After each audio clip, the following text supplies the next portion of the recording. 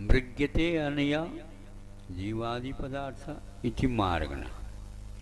आप लोग जहाँ कहीं भी उद्देश्य बनाए वहाँ तक जाने के लिए पथ की मार्ग की गवेषणा करते हैं।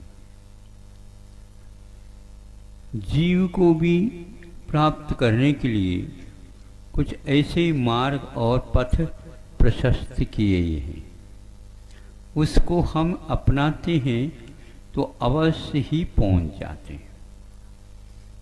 समय से कर जी सब लोग चले जाते हैं, बहुत सारे लोग जाते हैं। पार्श्वनाथ भगवान के उस टोंक तक जाने के लिए सब लोग लालायित रहते हैं, डायरेक्ट तो पहुंच नहीं सकते। बहुत सारी ऊबड़ खाबड़ जमीनें वहाँ की, पहाड़ में चढ़ना तो मुश्किल है, किंतु एक घूमता घूमता मार्ग बन जाता है तो किसी प्रकार से अड़चन नहीं आती। और जिनके लिए शारीरिक बल कम भी है, वे भी रात के 12 बजे यात्रा प्रारंभ कर देते हैं। और कहीं वह गड़बड़ी आ जाए तो हाथ में एक लठिया भी ले लेते हैं, किसी को मारने के लिए नहीं, किंतु हम गिर न जाएं बैलेंस के लिए हाथ में रखते। वहाँ पर तो हम बूढ़ों को तो देखते ही हैं, लेकिन सब बूढ़े ही बूढ़े दिखते हैं वहाँ पर, क्योंकि जवान भी अपने हाथ में कभी कभी लठिया ले लेता है। इसका स्पष्ट है। तो अब मोक्ष मार्ग पर चलने के लिए कैसा होगा मार्ग, कैसा मार्ग होगा, उस मार्ग के बारे में यह भी समझ ले, इस मार्ग पर कौन कौन आरूढ़ हो जाता है। वैसे देखा जाए तो मनुष्य की मुख्यता है, और एक देश यदि चाहें तो उसमें मनुष्य के साथ साथ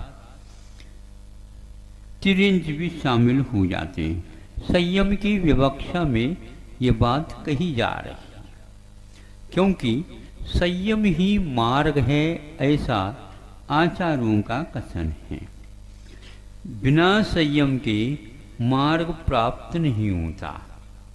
संयम कहने से केवल आप लोग चारित्र की ओर देखते हैं, किंतु संयम उसी को प्राप्त होता है जिसके पास सम्यक दर्शन और सम्यक ज्ञान विद्यमान रहता है।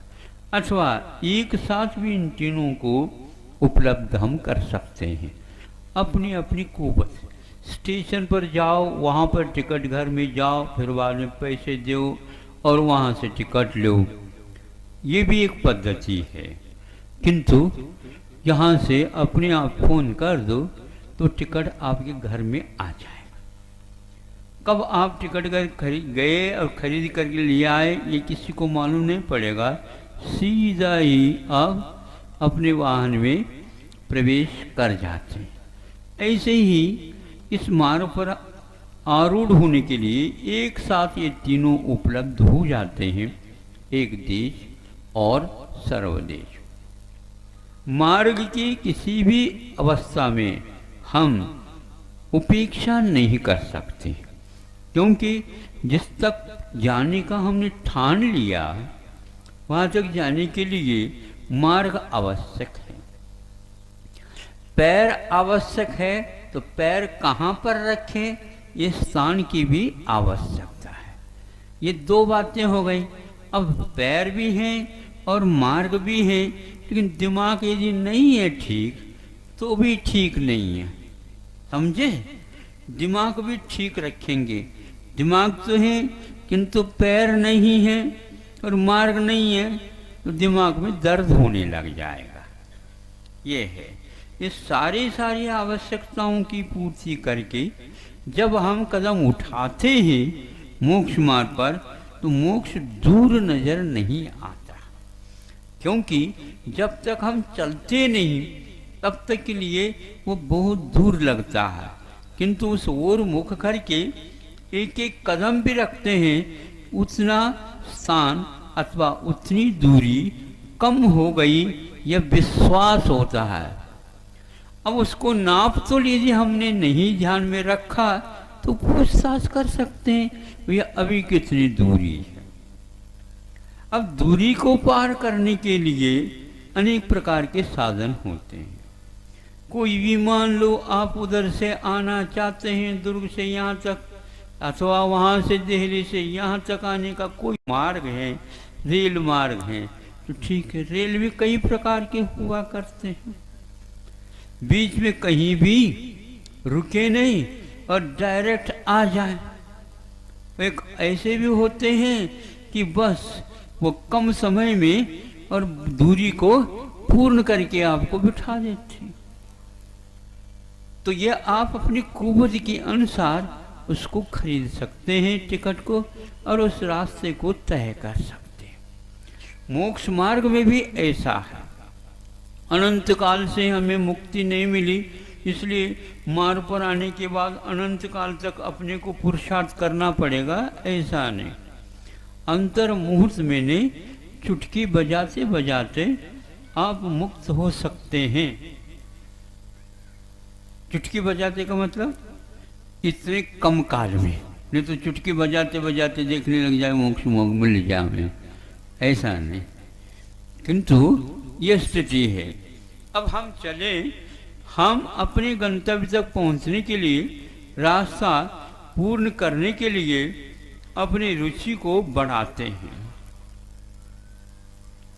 हम सुबह रुचि की बात कही थी, रुचि की बात कही थी, तो बार बार कहने से रुचि बढ़ती हो ऐसा नहीं, किंतु हमारी यदि भावना है तो निश्चित रूप से उसमें तब्दीली अंतर अवश्य आ जाता है। देखने से भी हमारी रुचि बढ़ सकती है, सोचने से भी हमारी रुचि बढ़ सकती है, और आदर्श पुरुषों की कथा सुनने से भी हमारी रुचि बढ़ सकती है। ऐसी कथाएं उपलब्ध हैं जिनके पढ़ने से विस्मय हो जाता है, इतनी जघन्य क्षुद्र प्राणी भी इस ढंग से कैसे कर गए, और पुरुषार्थ उनका बरकरार बहुत अच्छा निकला, और यह अनुमान ही नहीं लगाया जाता, सोचा भी नहीं जा सकता कि यह भी इस प्रकार के पोस्ट तक पहुंच सकते हैं। आप लोग लगभग आधे से आगे तक विधान को पूर्ण करके आए, किंतु पुराण ग्रंथों को पढ़ने से ऐसा लगता है कि आप लोगों की कुवत का पूर्ण उपयोग नहीं हो रहा है। अन्यथा न ले, क्योंकि ऐसे पुराण ग्रंथों को आप स्वाध्याय करना प्रारंभ कर दो तो निश्चित रूप से आपको लगेगा कि हमारे पास कुवत होते हुए भी हम इस दिशा में जैसा पुरुषार्थ करना चाहिए वो नहीं कर पा रहे हैं। अच्छे अच्छे व्यक्ति भले ही देखने में आते, किंतु एक व्यक्ति कुवत में कम होते हुए भी भावों की छलांग से बहुत ऊपर तक पहुंच सकता है, क्योंकि कई बार हमने कहा भाव प्रधान ही जैन धर्म है। यह जैन जो शब्द बना है जातिवाचक नहीं है, किंतु जयति इति जिनः कानि वा वो आत्मानं इंद्रियाणि स्वकृत कर्माणि जयति, अपने किए हुए कर्मों को नष्ट करता है, अपने इंद्रियों को काबू में रखता है, अपने आत्मा को संयत बनाता है, उसका नाम जिन है। और जिन ही जिनः एव देवता येषाम् इति ते जैनाः, जिन ही जिनके इष्ट हैं, आराध्य हैं, प्राप्तव्य हैं, उनको बोलते हैं जैन।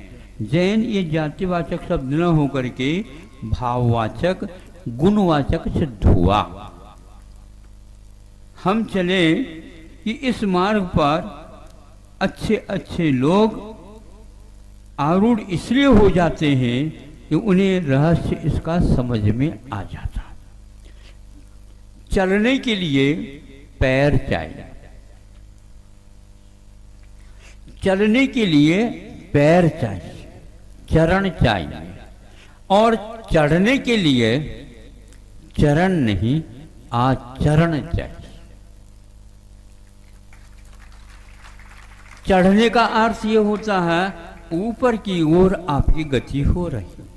ऊपर की ओर गति के लिए कोई भी और साधन नहीं, और उसके लिए हम आचरण से इतनी दूरी को पूर्ण कर सकते हैं। भावों के उठान बहुत महत्वपूर्ण होते हैं। भावों में जो उन्नत होता है उसके 3 लोक में जय जयकार होने लग जाता है, और भावों में यदि पतन हो जाता है सांसारिक वैभवों का भी मूल्य उसके यहाँ कम हो जाता है। इसलिए यह सारे मूल्य उसके भाव के ऊपर आधारित रहते। पहले लोग जो रहते कमाते थे, लेकिन उस समय बहुत कम पैसे को भी बहुत मूल्य मिलता था, और आज बहुत मुद्रा होने के उपरांत भी मूल्य कम होता। ऐसा क्यों? इसलिए कि मात्रा बढ़ गई धन की, इसलिए पदार्थ मिलेंगे ऐसा नहीं। मात्रा यदि धन की बढ़ गई और उसके साथ साथ उपभोग की जो पदार्थ यदि नहीं बढ़े तो बहुत कीमत उसकी बढ़ जाएगी। मूल्य आज धन का भी अवमूल्यन हो रहा देखा गया। इतिहास में अभी कभी ऐसा नहीं हुआ जितना कि धन का मूल्य अवमूल्यन हुआ। एक बार हुआ है, जो वह मुगल साम्राज्य के समय पर मोहम्मद तुगलक, हाँ तुगलक, और इतिहास में आती है कथा हिस्ट्री में। तो उनके जीवन काल में उन्होंने क्या कर दिया था कि सब लोगों को पैसा धनाढ्य बना दूं। अब धनाढ्य बना दूं तो कैसे? उस समय उन्होंने मुद्रा बनाई थी चमड़े की, ऐसा हमने सुना था। अब बट गई तो उसकी कीमत तो कुछ है ही नहीं, खूब बटा दिया।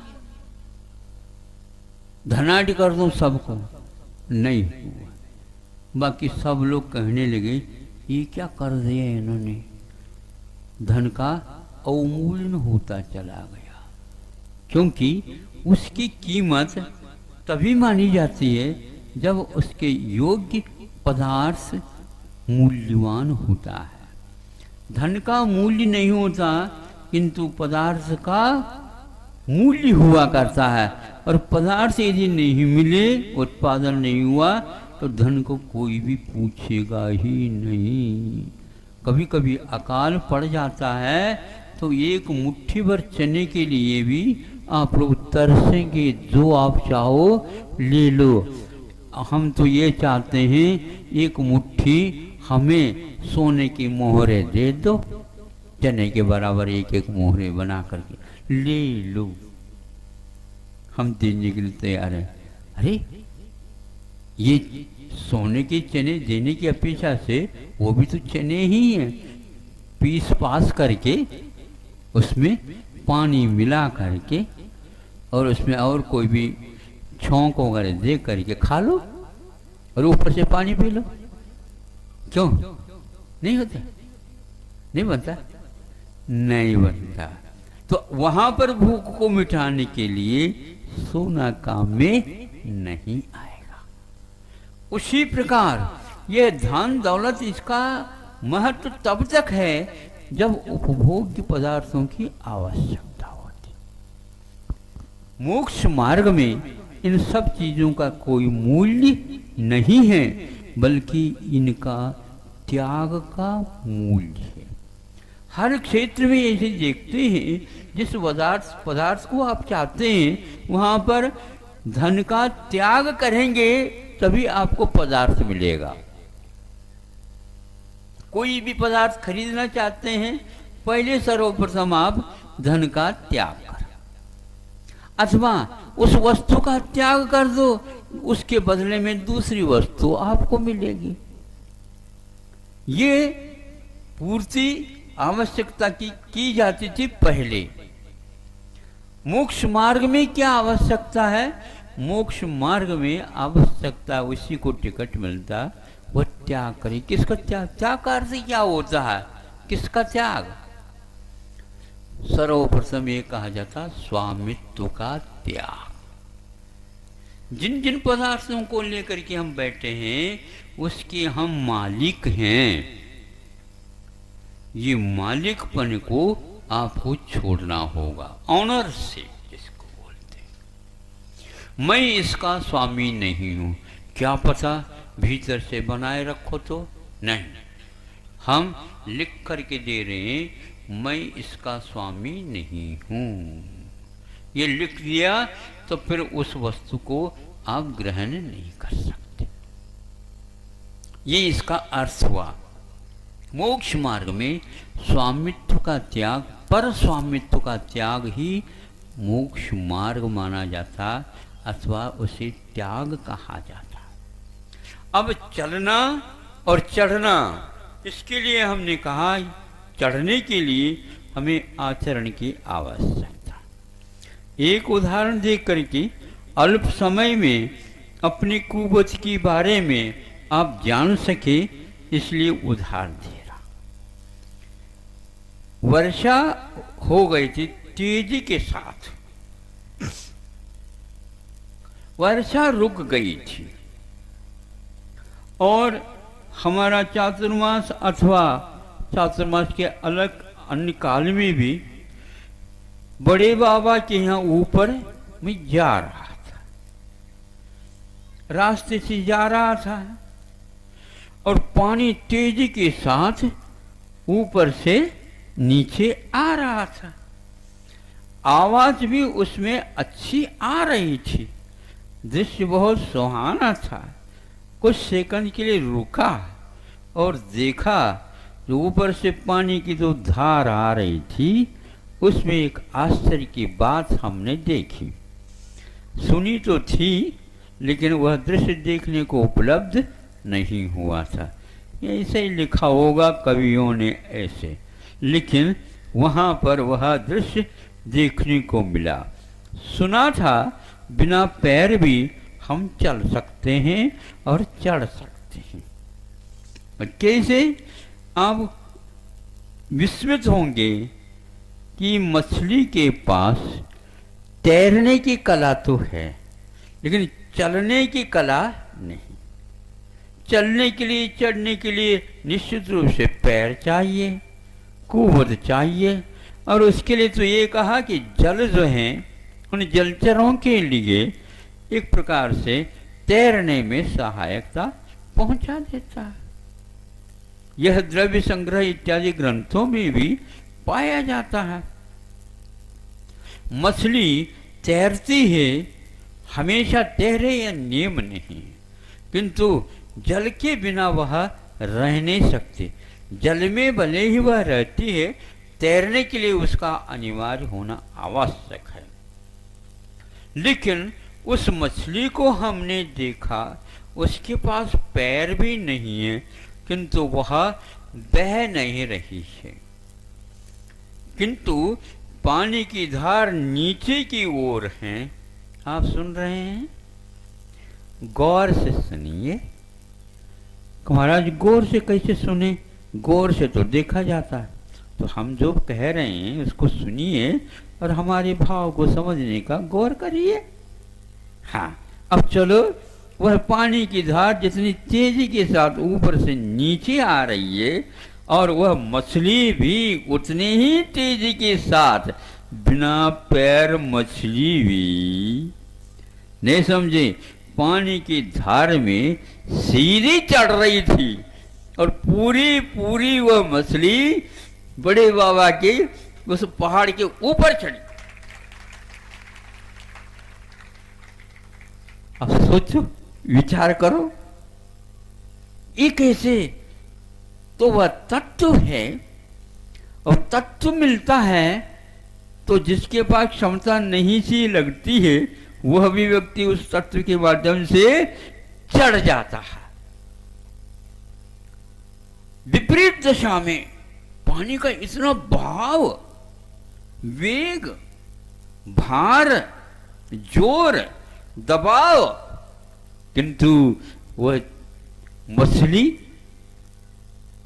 कैसी चढ़ गई। आत्मा के पास अनंत शक्ति विद्यमान। ये तो शरीर की शक्ति की बात कही, किंतु आत्मा के पास अनंत शक्ति रहती है।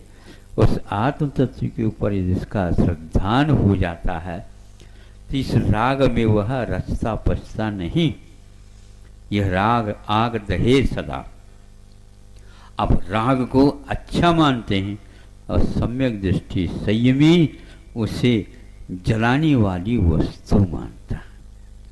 आप लोग भी कभी कभी मानते होंगे प्रसंग के अनुसार, किंतु यह ज्वलनशील शक्ति रखने वाला आग है, राग है। यह जब श्रद्धान घनीभूत होता है, यह श्रद्धान जब मजबूत होता है, बलवती आस्था के बिना हम इस प्रकार कुछ भी मिलता नहीं और फिर भी मिलने का विश्वास लेकर के चलते हैं, तो आत्मविश्वास बढ़ता चला जाता है और मोक्ष मार्ग भी आगे बढ़ता चला जाता, अथवा यूं कहो मोक्ष अपने पास आता चला जाता। मोक्ष का पास आने का अर्थ ये है कि हमारी राग की मात्रा पर पदार्थों की प्रति एक प्रकार से आकर्षण अथवा उनका संकलन करके अपने आप को उसके स्वामी सिद्ध करने का। यहाँ पर कई लोग बैठे होंगे, महिला भी हो सकते, पुरुष भी हो सकते हैं, और उन्होंने जो कुछ भी अपने पास संकलन करके रखा है उसके लिए ताला भी लगाया होगा, और ताला तो साथ ले आ नहीं जा सकता है, नहीं समझे, वो तो ताला कपाट में लगाया जाता है, और ताला लगा करके वो चाबी कहाँ रखी जाती है बताओ? कहाँ? जेब में? यहाँ पर ऐसा नहीं, जेब में नहीं रखे जाते, वहीं अलग स्थान में रखा जाता और उसको बांधा जाता है, वो किसी भी प्रकार से गिर न जाए और बार बार वहाँ पर हाथ भी पहुँच जाए। बैठे बैठे भी यूं यूं करते रहते हैं, करते ही नहीं, देख तो लो चाबी है क्या नहीं। जैसे यात्री टिकट को सुरक्षित रखता है उसी प्रकार चाबी को भी सुरक्षित रखते हैं। इसी प्रकार हम भी अपने रत्नत्रय की धन की चाबी को सुरक्षित रखते हैं। सभी महाराजों को कहते हैं कुछ घबराओ नहीं, समता रूपी चाबी यदि अपने पास है, क्षमा रूपी चाबी हमारे पास है, तो कहीं भी रह जाओ कोई बात नहीं, हमारे धन को कभी कोई लूट नहीं सकता। हम प्रबंध के साथ चल रहे हैं, हमें कोई चिंता नहीं। जहाँ कहीं भी जाकर रुक जाते हैं, कोई लूटने वाला आता नहीं, उसका अभी भाग्य जगा नहीं, इसलिए तो नहीं आता। उसका अभी भाग्य जग जाए तो ले ले, लेना हो तो। आप लोग कभी बांटते नहीं, नहीं समझे, छुप छुप करके खाते हो हैं और बताते नहीं हो कि क्या खाया। और हम कभी भी ऐसा नहीं करते, भोजन भी करते हैं तो सब लोगों के सामने करते हैं। आप लोग दीवार की ओर मुख करके खा लेते हो, नहीं समझे। हमारा तो ऐसा है, जो हम खाते तो खा लो, आप लोग देख लो। आप लोगों को कभी भी ये सौभाग्य नहीं मिलता, मिलता है। आप लोग हाथ से तो खाते हो, लेकिन दोनों हाथ से नहीं खाते, नहीं समझे। दोनों हाथ से कौन खाता बताओ? हाँ, पानी पात्र ये है। उस मछली को देख करके लगा कि वो ऐसी भी क्षमता विद्यमान है। तो जिसको श्रद्धान बढ़ जाता है और मोक्ष मार्ग संबंधी संपर्क संगति मिल जाती है और नहीं भी मिलती है, तो सीधा सीधा ही वृषभनाथ भगवान का समूह शरण था, किंतु बाहुबली समूह शरण की ओर नहीं गए, ऐसी कथा मिलती। बाद में गंधकुटी आदि का निर्माण उनके लिए भी हुआ, हजारों वर्ष तक उनका विहार भी हुआ, उसके माध्यम से, किंतु सीधे वो जंगल की ओर ही गए और भरत को एक प्रकार से हरा करके, किंतु वैराग्य के साथ वो वहाँ से चल पड़े और उन्हें केवल ज्ञान की प्राप्ति हुई। संगति एक प्रकार से महान पुरुषों के लिए किसी की करना पड़ती है, कोई आवश्यकता नहीं पड़ती। वैराग्य भर आवश्यक होता है। तो स्वामित्व उन्होंने छोड़ दिया, क्योंकि जब तक उन्होंने स्वामित्व को नहीं छोड़ा तब तक लड़ाई लड़ने के लिए भी कटिबद्ध हुए। और जब ये समझ में आ गया, अरे इसके लिए इस प्रकार भी किया जाता है, तो वहीं के वहीं छोड़ करके मेरा यहाँ पर कुछ भी नहीं, इस प्रकार का संकल्प लिया और वहाँ अपने राज्य की ओर न जा करके सीधे जंगल की ओर गए और खड़े हो गए, मौन हो गए।